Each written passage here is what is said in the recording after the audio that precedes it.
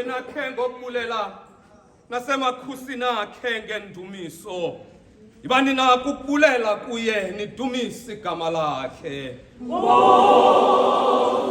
elungile uYehova, ububele bakhe bungunaphakade.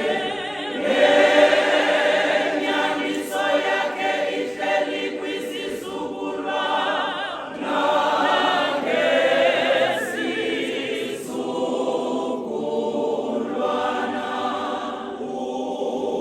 Udumiso malubekho kuye uyise nakuye unyana nakuye umoya oyingcwele.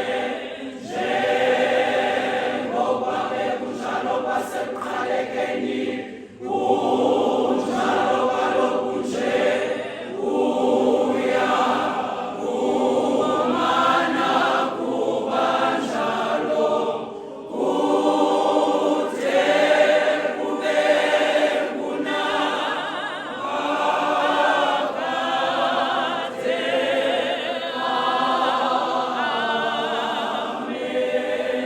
Masindululekele inkonzo ngokuthi sivume kunye emaculweni ethu esiXhosa. Icula